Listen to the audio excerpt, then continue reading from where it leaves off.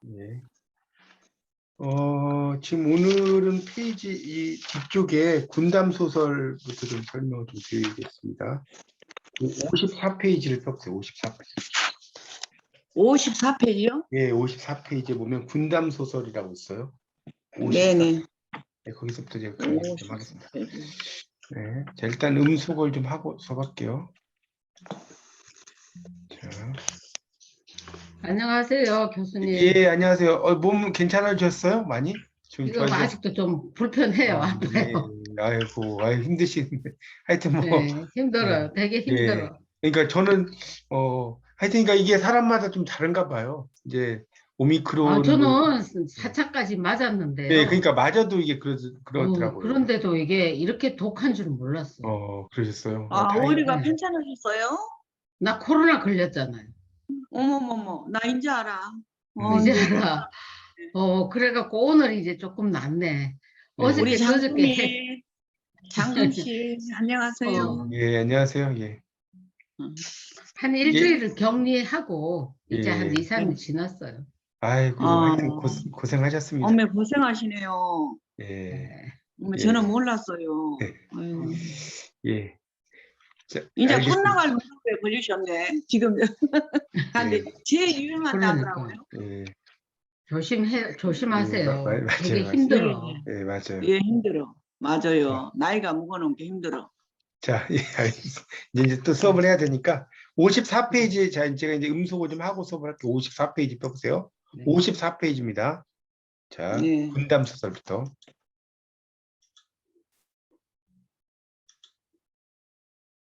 자, 54페이지에 군담 소설을 펴보세요. 54페이지.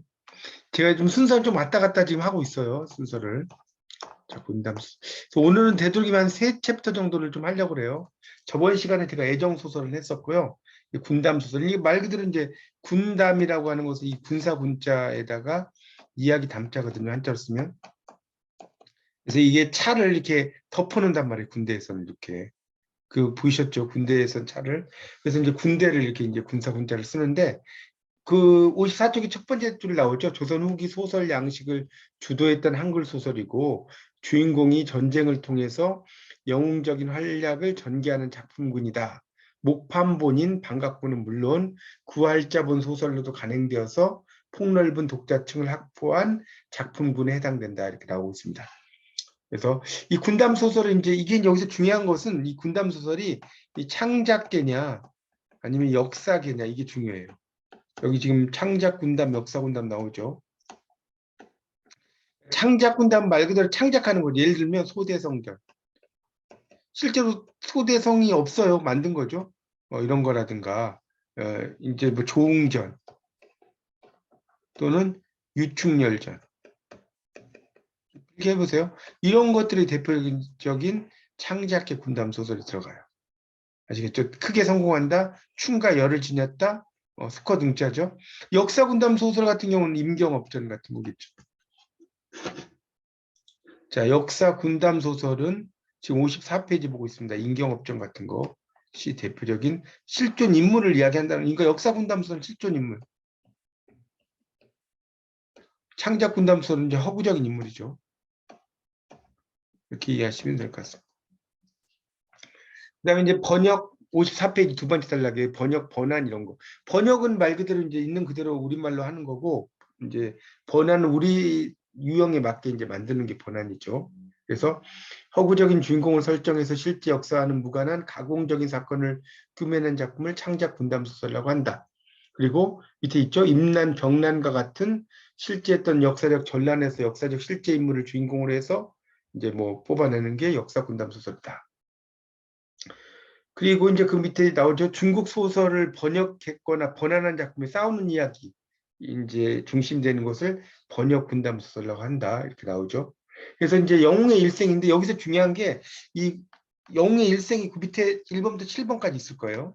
1번부터 7번. 이거는 네모를 딱 쳐놓고 자 이것은 거의 뭐하고 왔냐면 써놓으세요. 신화적 구조와 같아요. 신화적 구조.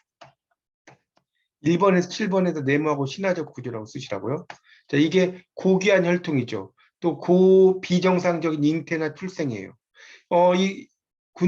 군담 소설의 또 인물, 영웅의 일생 그래요. 막 뭐 겨드랑이에서 태어난다든가 어머니, 또는 알에서 태어난다든가 이런 게 다 비정상적인 잉태 출생이잖아요. 범인, 여기서 범인은 보통 사람이라는 뜻이에요. 그 세 번째 줄에 이 범인은 이런 범인이라서 보통 사람, 범죄자라는 뜻이 아닙니다. 과는 다른 탁월한 능력, 어린 시절의 시련 있죠? 버림받거나 이게 이제 기아예요. 기아 한자 있죠? 기아, 버려진 아이, 기아가 버려진 아이라는 뜻이에요.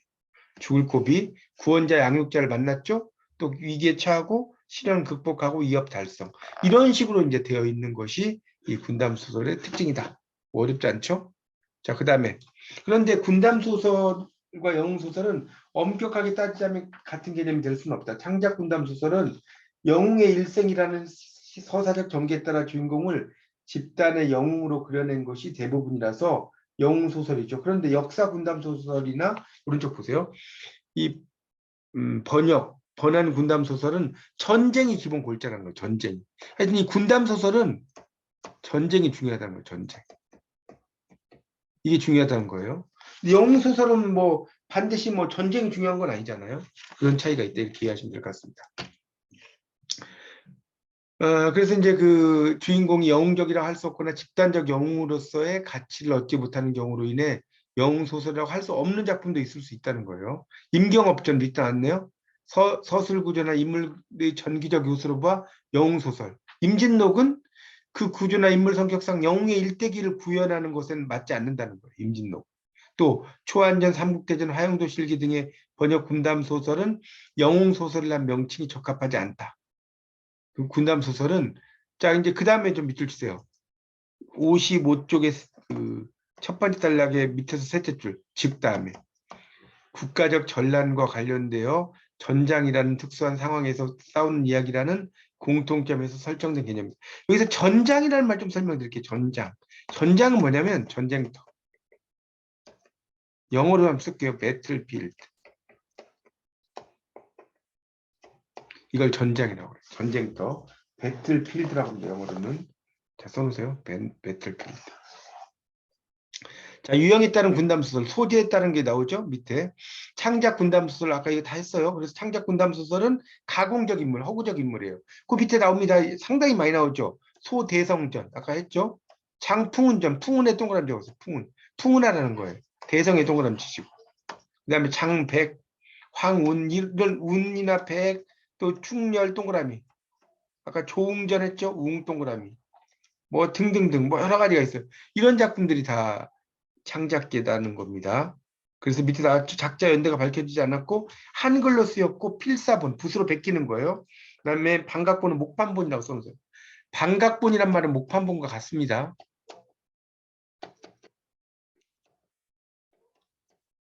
목판본이죠. 그리고 이제 구활자본 있고 그 밑에 이제 기자치성이란 말이 좀 중요해요. 기자치성. 기자치성이 뭐냐면 아들을 기원한다. 이 기는 기원하다는 뜻이고 기는 아들이에요. 자는. 그 다음에 치성. 치성을 드린단 말 들어보셨죠? 아들을 원해서 치성을 드린다. 이런 이야기예요. 그게 기자치성입니다. 그래서 출생을 하죠. 그래서 고난을 겪다가 도사. 그러니까 이 도사는 구조자라고 써놓으세요. 도사. 도사를 만났잖아요. 구조자를 만나서 무예를 배워서 이제 뭐 넘겨보세요.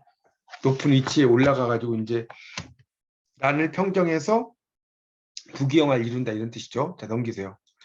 자, 56페이지 넘기면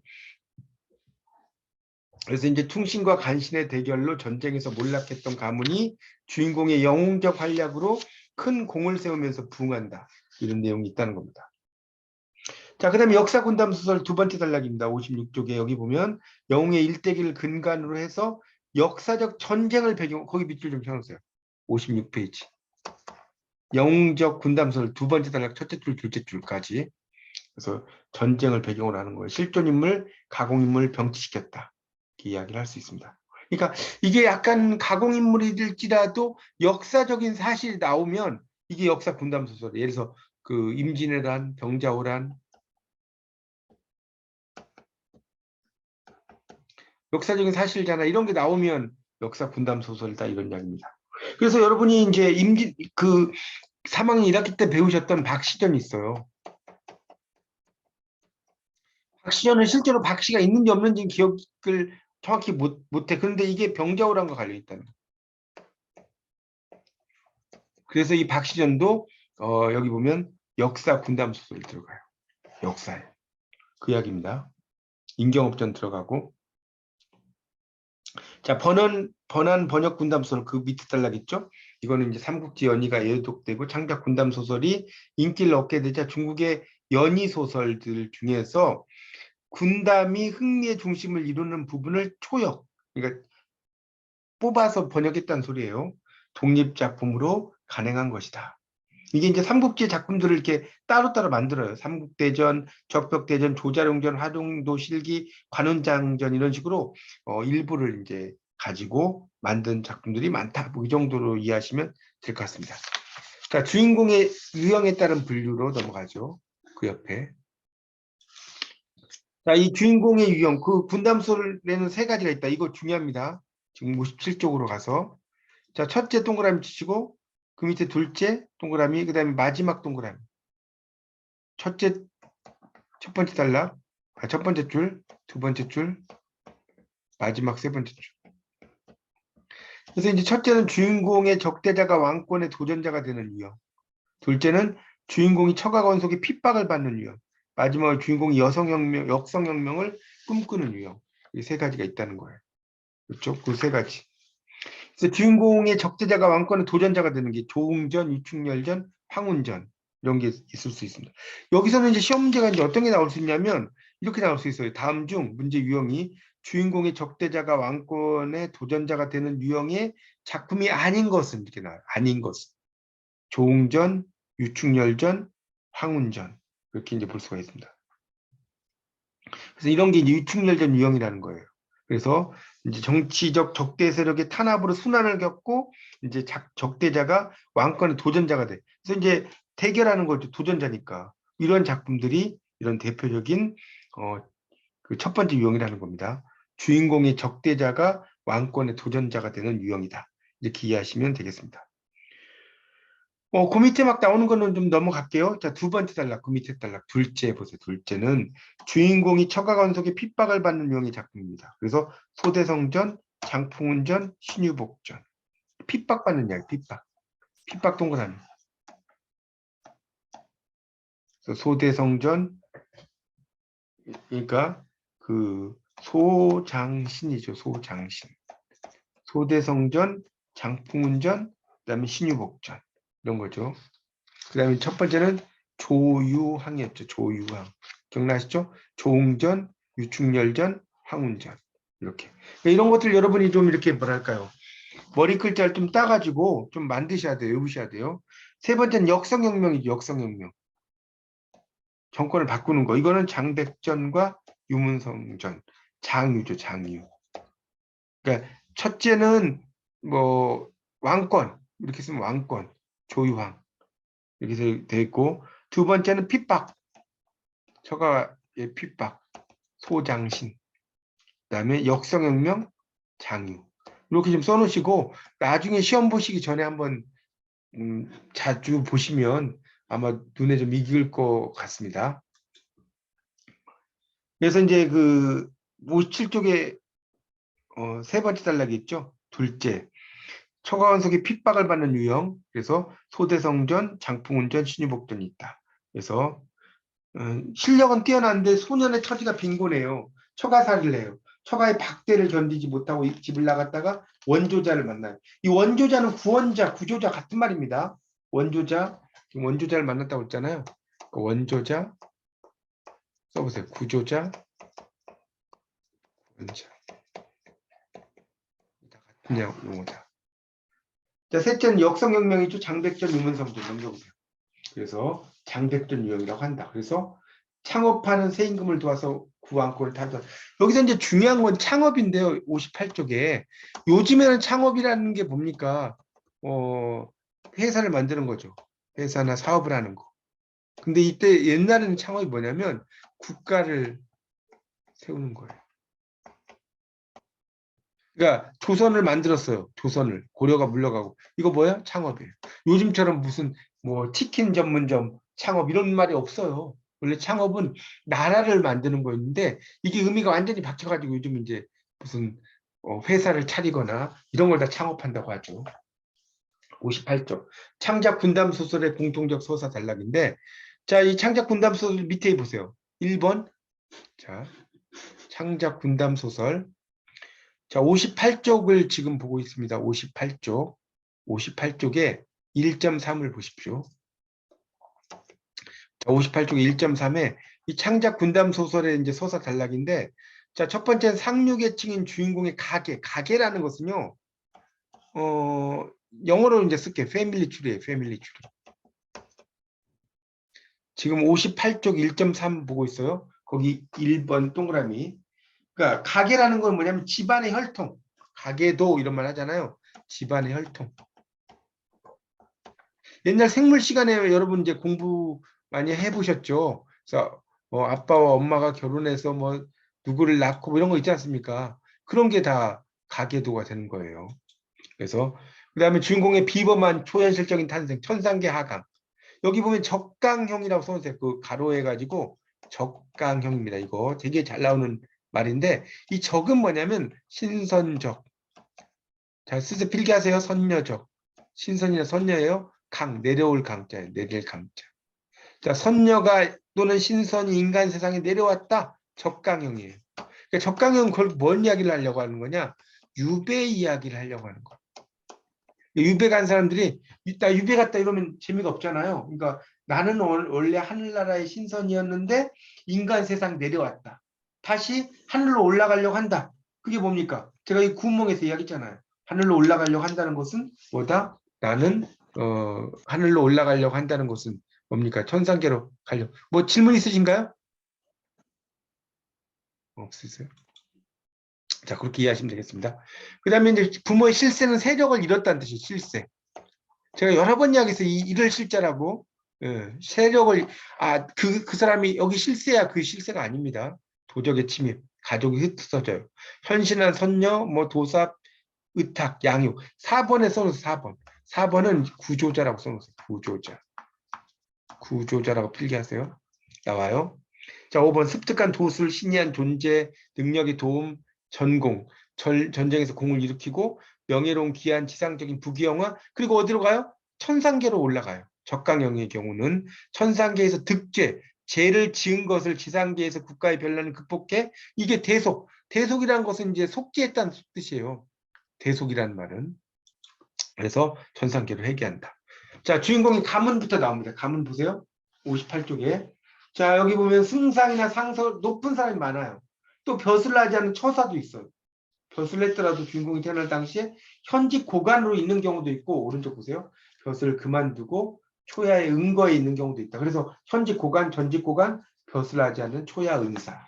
기자치성 아까 설명드렸습니다. 59쪽. 자, 기자치성이 뭐라고 그랬어요? 아들, 이게 자가 아들이라고 그랬죠? 기는 뭐라고 했어요? 기원한다. 치성, 지성을 드린다. 기자치성이죠. 그런 이야기입니다. 뭐 비나이다 하면서 막 지금도 803 갓바위 같은 데 가면 거기 이제 막 그걸 바위를 문지르면서 막 아들 낳게 해달라고 막 이런 경우 있지 않습니까? 그거 생각하시면 될 것 같아요. 자, 그래서 이제 음덕을 쌓는데 희주를 해요. 뭐 돈을 낸다든가 제사를 지낸다든가 음덕. 남이 모르게 덕을 베푸는 걸 음덕이라고 그래요. 자, 주인공이 전생신문 고귀한 혈통. 그래서 잉태라는 태몽, 전생신문. 잉태되는 존재는 천상의 선관이거나 선녀예요. 그러니까 이 선관이라고 하는 건 신선이 신선. 그러니까 하늘나라에서 이제 그 뭡니까 관직을 가진 사람이라는 뜻입니다. 국강상제에게 죄를 짓고 인간 세계로 기양을 오는 것으로 나타난다. 자, 천상 존재, 용자, 용녀 뭐 이렇게 나왔죠. 생물. 용자나 용녀라는 것은 이제 높은 사람의 아들, 높은 사람의 딸 이런 뜻이에요. 용자, 용녀라는. 용의 아들, 용의 딸이니까 아주 귀한 자식을 의미하겠죠. 주인공의 시련. 이게 아까 이야기했죠. 이런 구조가 무슨 구조라고 아까 제가 설명드렸어요? 신화적 구조. 다시 한번 써놓으세요. 아까 제가 시작할 때 설명드렸죠. 그래서 당연히 시련을 겪게 되는 겁니다. 자, 그래서 이제 그 부모가 병이 들어 돌아가시거나 이제 난리를 만나서 헤어져요. 뭐 이런 게 나오죠. 그래서 부모의 병사, 난리로 인한 부모와의 이산. 이산은 흩어진다는 뜻이죠. 이산 가져갈 때 이산이죠. 그런 이산입니다. 그러거나 흩어진다 이런 뜻이 되겠습니다. 그런 의미로 이제 볼 수 있겠고요. 뭐 그래서 이제 양육자, 구출자 잠정적으로 구분한다. 장인이 될 사람을 만나 사익감으로 발달. 이걸 이제 뭐라고 그랬어요? 거기 1번 거기다 써요. 지인, 지감. 한번 설명하면 드린 것 같은데 이 사람이 괜찮은 사람이 된다는 것을 안다는 거예요. 이걸 이제 고전문학에서 쓴 용어가 있어요. 지인, 지감.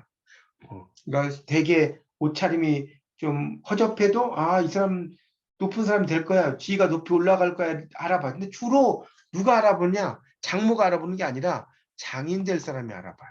대부분이. 그리고 장모는 좀 핍박을 하는 경우가 많아요. 이 고소설에 보면. 장인이 이제 알아보는데 장인이 돌아가실 경우가 있어요. 그러면 장모가 더 핍박하고 이런 구조로 되어 있어요. 이 대부분이. 그래서 이제 나오죠. 양부모나 시부모를 사람 만나서 발탁돼 은인을 만나 구출돼. 또 박해 나오죠. 양육자를 만나 이렇게 시작을 하는데 박해를 해요. 박해. 그래서 시련이 적대 세력의 탄압. 새로운 박해자는 등장하지 않는다. 박해의 성격은 여기 보세요. 계모에 의한 박해 나오죠. 계모. 계실 장모에 의한 박해. 그러니까 이 박해가 이제 장모인데 이 장모도 원래의가 아니라 계모. 보통 계모는 좋게 나온 법이 없죠. 서양의 신데렐라에서도 보세요. 콩쥐팥쥐에서도 보세요. 장화홍련전에서 보세요. 계모가 좋게 나오는 경우가 없어요. 맞죠? 콩쥐팥쥐라든가 신데렐라. 그래서 다 이 계모들이 이제 박해를 하는 경우가 많습니다. 여성을 주인공으로 하는 경우 혼사 갈등에 따른 박해. 그래서 간신의 탄압, 정치적 박해, 계실의 탄압, 가정적 박해, 그다음에 혼사 갈등. 이렇게 이걸 이제 혼사 갈등이라고도 하고요. 혼사 장애라고도 합니다. 혼사 장애. 장애가 일어났다. 같은 말이에요. 계실의 탄압. 계실은 본래의 부인이 아니고 두 번째 부인 뭐 이런 뜻입니다. 자, 61쪽. 주인공의 구출자가 있죠. 원조자가 있어요. 그래서 이제 도승을 만나서 이제 도승의 조력 도와주는 거, 독가 혼자 공부하는 거, 신이한 존재의 도움. 자, 주인공이 결연 인연을 맺는 거죠. 밑에 1, 2, 3, 4, 5번 보세요. 신부의 아버지가 신랑감을 구해요. 아까 이거 뭐라고 그랬죠? 지인지감. 그렇죠? 그러니까 몽중에서 암시를 하는 거예요. 어디를 가면 어떤 뭐 복장을 하는 남자가 있을 거다. 한번 가봐라. 뭐 이렇게 꿈속에. 주인공이 신부의 감에게 접근해서 신부와 혼약을 정해요. 도사의 지시나 초월적 존재 현몽을 통해서 천정배필이란 건 뭐냐? 하늘이 정해준 배필. 이 천정배필이에요. 자, 어려서 부모가 정해요. 혼약을. 배우자 구출 결혼해요. 도사나 천자가 중매해요. 자, 국가의 전란이 나오죠. 그래서 이제 영웅적 활약을 통해서 국가의 전란을 극복한다. 전란의 원인은 적의 침입, 간신의 반역, 새로운 창업지주의 출현. 아까 이야기했죠. 창업은 요즘처럼 사업하는 게 아니라고 써요. 나라를 세우는 거라는 뜻이에요. 창업. 나라를 세우고.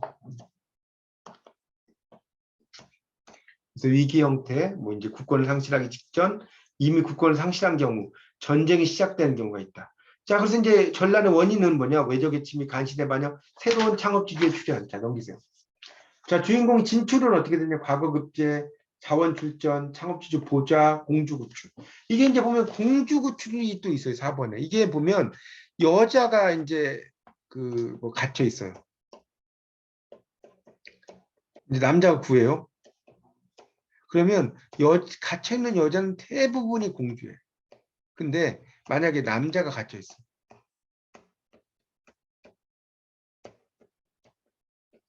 여자가 구하겠죠? 그러면 이 갇혀있는 남자는 거의 대부분이 남편이에요. 그러니까 이 여자를 구해준 남자는 신분 상승, 부마가 되겠죠.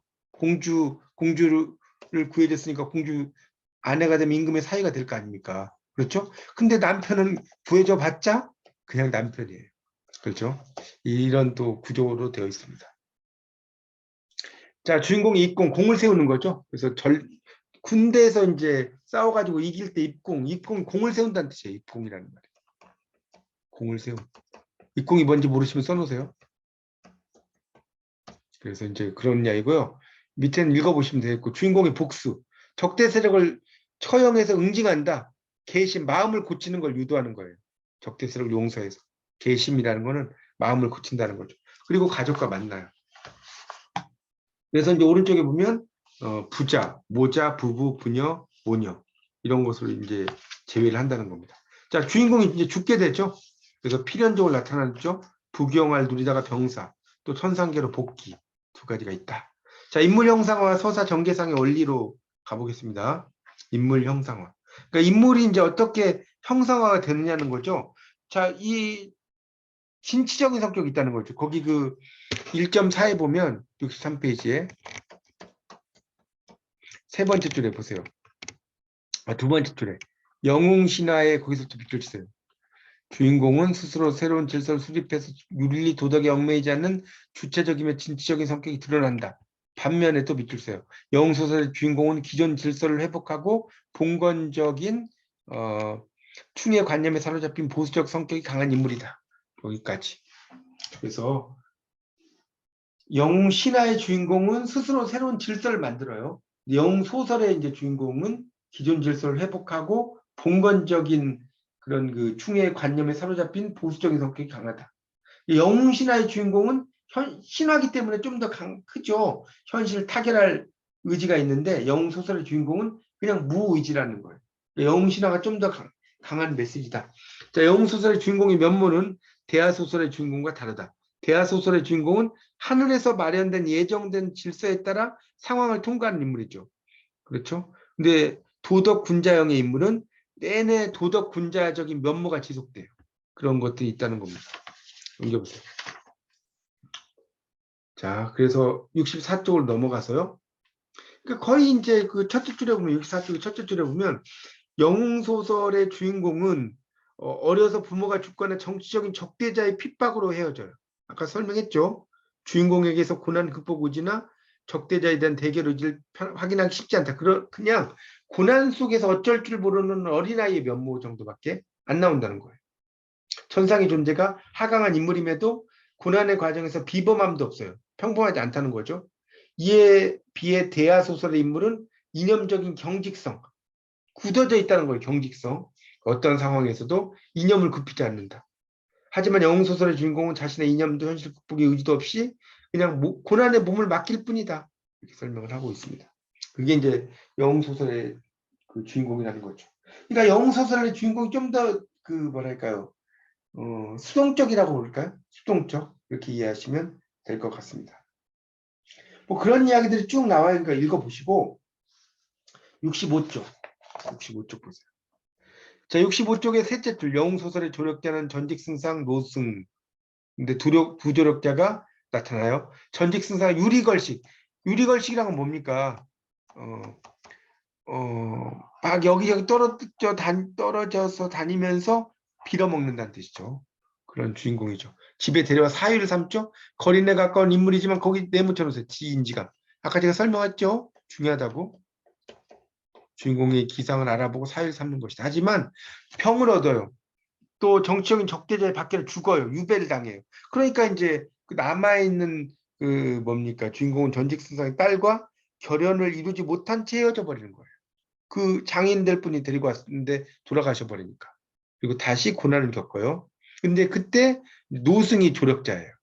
주인공을 맞이해서 병법과 무술을 가리키는 이야기가 나오죠. 뭐 그런 내용이 쭉 나옵니다. 그래서 이제 뭐 전쟁에서 이기거나 이러면서 이제 그 뭡니까 인연을 다시 쌓는 결연의 관계가 성립이 되겠죠. 그래서 거기 마지막 단락에 보면 이처럼 영웅소설에서 조력자는 주인공에게 의지와 능력을 부여함으로써 이후의 서사 전개가 가능하도록 하는 서사적 추동력, 움직이는 힘이죠. 마련한다는 겁니다. 자, 넘겨보세요. 군담 소설의 출연 동인 66쪽. 자, 이 동인이라는 것은 한자로 쓰세요. 이렇게 써요. 동인. 자, 동인이라는 말은 움직이는 요인이라는 뜻입니다. 움직이는 요인.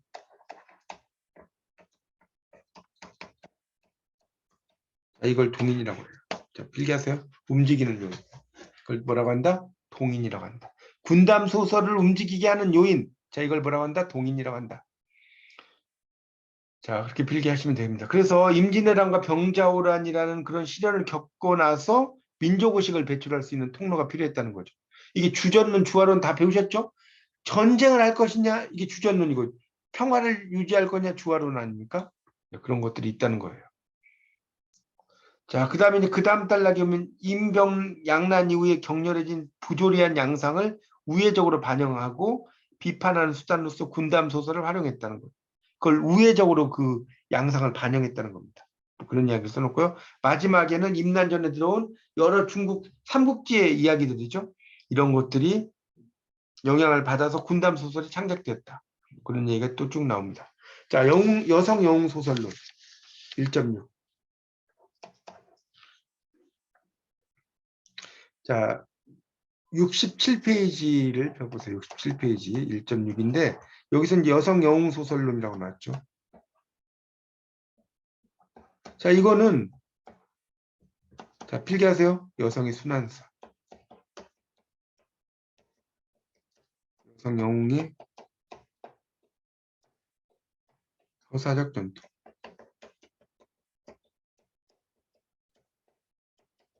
자, 67쪽 보고 있습니다. 여성 영웅 소설론. 그래서 여성 영웅 소설이 형성이 된다는 겁니다. 그 이야기가 이제 나온 거예요. 뭐 다른 거 다 읽지는 못하겠고요. 그 67쪽의 밑에서 두 번째 단락부터 볼게요. 서사, 문학의 전개 과정이 견주어보면 신화에서 계승된 여성의 순환사와 여성 영웅에 관한 서사적 전통이 여성 영웅 소설의 출현에 기반이 됐다. 주몽의 어머니 유아부인, 당금애기, 바리공주 다 여성이죠. 유아부인, 바리공주. 바리공주의 바리는 버리다는 뜻이에요. 버려진 공주란 뜻이에요. 딸만 계속해서 몇 명을 낳아요? 7명을 낳아요. 딸을. 왕이. 자, 7번째 딸이 바리공주예요. 자, 그래서 딸을 버려버려요. 강에다가. 자, 버렸는데 누가 구해주겠죠? 항상. 그래서 이제 나중에 자기 부모님을 살리는 이야기예요. 자, 정말 중국에서 유행한 아녀, 어린아이, 여자아이란 뜻이에요. 영웅전이 조선에 와서 인기를 얻게 됐다는 거죠. 아녀 영웅전이죠. 이게 이제 국문소설의 변형 내지 형성에 미친 영향이 크다. 여성 영웅 소설이다. 그 동괴란 말이 있는데 68쪽에 넷째 줄에 동괴란 말은 뭐냐면 같은 궤도. 동괴, 같은 궤도. 영어로 이제 same orbit죠. orbi트가 궤도니까. 이걸 이룬다는 겁니다. 동괴, 같은 궤도라는 뜻이에요. 자, 그 다음에 68쪽 여성 영웅 소설 유형이 나왔는데 혼사장애, 입신양명의 결합이죠. 혼사장애. 자, 나오죠. 남녀 주인공이 처음 만남이 전체를 이끌어가요. 그래서 결혼에 얽힌 고난사 극복 과정. 다 수학차, 공부를 하다가 만나, 과거 응시하다가 유림차 등 노중에서 길거리에서 만나서 장래를 약속해요. 뭐 이런 이야기죠. 이러한 시련을 극복하고 남녀가 재회하는 계기가 되는 사건이 출전, 전쟁에 가는 거예요. 전쟁에 나가는 거. 여기서 여주인공의 출전이 사회적 인간적으로서의 가치를 실현하는 것이라기보다는 위기에 처한 남자 주인공을 보좌하기 위해 참여한다는 것이다. 그렇게 나오고 있죠. 그러니까 약간 보조적 영웅이라는 겁니다. 자, 혼인 이후에 혼사장애. 자, 그래서 이제 결혼하고 나서 이제 혼사장애가 나오죠. 자, 오른쪽 보세요. 69쪽. 그래서 이제 여주인공이 가정 내의 방해자, 적대자에 의해서 가정에서 이탈하는 공통점이 나왔죠. 그래서 이제 가정에서 축출된 여주인공은 가정으로 복귀를 하기 위해서 적극적인 노력, 거기 보면 이제 관음보살의 지시로 스스로 공부해서 능력을 키워서 가정에 복귀, 이렇게 한다는 거예요. 근데 남자 주인공은 평탄한 생활을 유지하면서도 가정의 회복을 위한 노력도 기울이지 않는다. 피동적인 인물이다. 이렇게 나오고 있습니다. 자, 그 다음에 넘어가서 자, 2번. 지금 69쪽 2번 보고 있어요. 입신양명. 입신양명이라는 건 몸을 세워서 이름을 떨치는 거죠. 한자를 쓰면. 입신양명. 그래서 이제 그 입신양명과 혼사장애가 긴밀하게 융합되어 있다는 겁니다. 그런 이야기가 쭉 나오고 있어요. 그래서 이제 그런 작품이 밑에 나오죠. 이대봉전, 양주봉전, 이봉빈전 이렇게 나오죠. 이렇게 이제 볼 수 있습니다. 남녀가 대립하는 관계. 그래서 이제 여기 보면 남주인공은 이 영웅성은 축소되어 있다. 남녀 간의 관계에서도 여주인공이 능력 면에서 좀 더 우위에 있다. 이런 것들 나오고 있습니다. 보세요.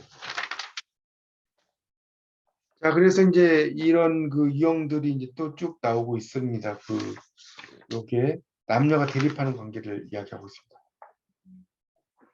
자, 70페이지 보고 있어요. 거기 세 번째 단락. 하지만 이 부부간의 불화는 재출정 시 다시 전쟁에 나갈 때 여주인공의 우위 확인으로 끝나. 능력의 우위 확인을 한 여주인공은 자신의 벼슬을 유지한 채 남편과 시모의 화해 요청을 받아들여요. 그런 게 이제 정수정전, 홍계월전, 이학사전이 있다. 여주인공이 입신양명만을 강조하는 경우, 그 밑에 있죠? 이런 것들도 여성 입신양명만 있고 혼사장애 같은 건 없다는 거예요. 자, 여성 영웅 소설의 이제 구성상 특징은, 자, 거기 두 번째 줄에 고난, 수학, 출정, 입공이죠. 고난 알겠고요. 수학 공부하는 거죠. 출정은 전쟁에 나가는 거예요. 입공 공을 세우는 거예요. 이런 것들이 만남, 헤어짐, 다시 만남, 남녀 이합의 구조를 담고 있다. 자, 그런 내용으로 쭉 이어지고 있습니다. 그 다음에 71쪽에 보면 여성 영웅 소설의 의미망이라고 나와요. 71쪽 보세요. 거기에 4번에 보면. 그래서 거기서는